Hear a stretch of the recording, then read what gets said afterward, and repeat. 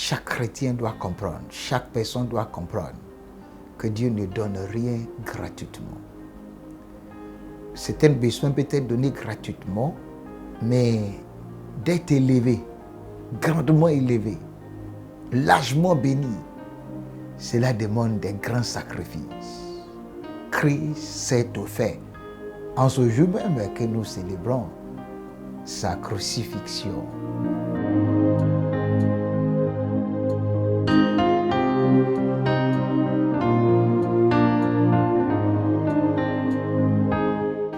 Merci de m'avoir suivi dans cette émission. Votre serviteur, le pasteur Ola. Et nous savons qu'en ce jour même, nous célébrons ce jour où Jésus-Christ s'est offert lui-même en sacrifice pour l'humanité et que ce même Jésus-Christ, notre Seigneur, devient le roi du ciel, le Seigneur du ciel, le Seigneur de la terre. Et il devient un sauveur excessivement béni et toute la nation est bénie en lui parce qu'il s'est offert en sacrifice. Cela aussi va à l'endroit de l'enseignement que je donnais depuis le début de cette semaine. Dieu ne fera rien sans obéissance de notre part. Jésus-Christ s'est offert. Et c'est pourquoi il est ce qu'il est aujourd'hui. Chaque chrétien doit comprendre, chaque personne doit comprendre que Dieu ne donne rien gratuitement. Certains besoins peuvent être donnés gratuitement, mais d'être élevé, grandement élevé, largement béni, cela demande des grands sacrifices. Christ s'est offert en ce jour même que nous célébrons sa crucifixion. Aussi longtemps que le grain n'est tombé à terre, il demeure saule. Mais si le grain tombe à terre, il pousse et il devient grand arbre. C'est ce qu'Abraham avait fait. Et Dieu avait dit à Abraham, je joue par moi-même. Le grand Dieu dit à un homme créé par lui, il dit, mais parce que tu as fait cela et que tu ne m'as pas refusé ton fils, ton unique, je joue.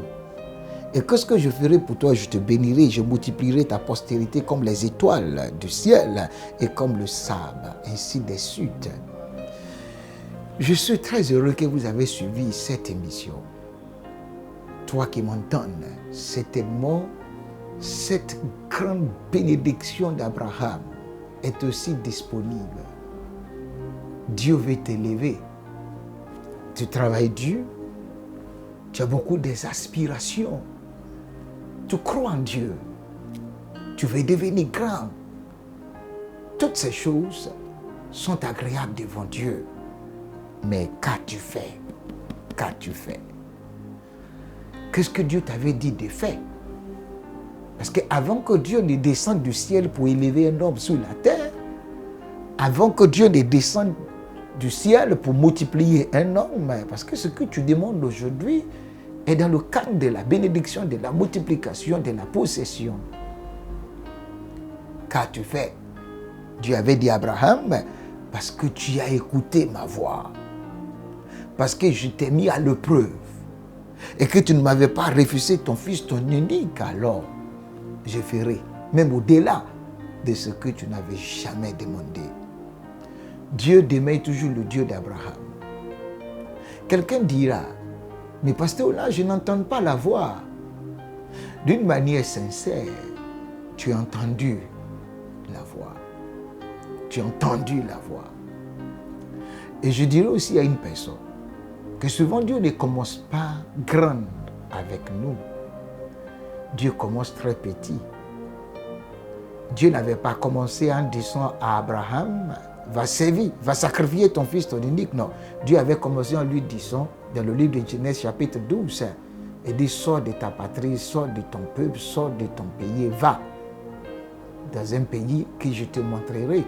Abraham l'avait fait. Un jour, Dieu avait dit à Abraham, sors de ta tente, lève les yeux, compte les étoiles.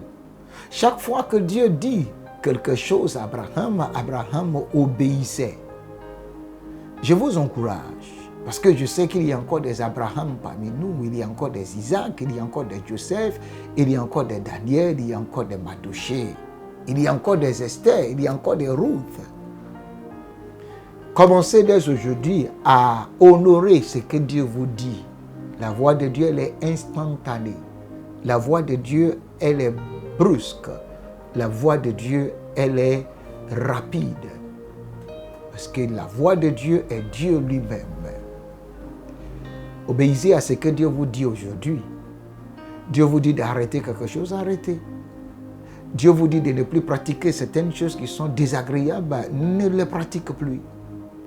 Dieu vous dit de lui apporter telle chose en sacrifice, en holocauste, faites-le dès aujourd'hui. Vous savez, Dieu ne vous dira jamais de donner ce que vous n'avez pas. Dieu ne vous dira jamais de donner ce que vous n'avez pas. Dieu avait dit à Abraham, donne-moi ton Isaac, c'est parce qu'Isaac était là. Il faut obéir dès aujourd'hui, parce que Dieu cherche encore des Abraham. Dieu veut établir encore certaines personnes comme présidents des nations, comme des ministres, comme des vice-présidents, comme les députés, comme des sénateurs. Dieu veut encore élever les hommes à la dimension des milliardaires. Dieu veut le faire. Mais faites-le dès aujourd'hui. Obéissez à sa voix, les amis. Mettez-le en pratique, elle est pénible, parce que c'est une épreuve. Mais si vous pouvez simplement passer glorieusement ces épreuves, vous allez voir que notre Dieu est fidèle de génération en génération. Je prie que la grâce du Seigneur vous soit accordée. Je ne prie pas que Dieu honore sa parole, parce qu'il demeure toujours le seul Dieu qui honore sa parole.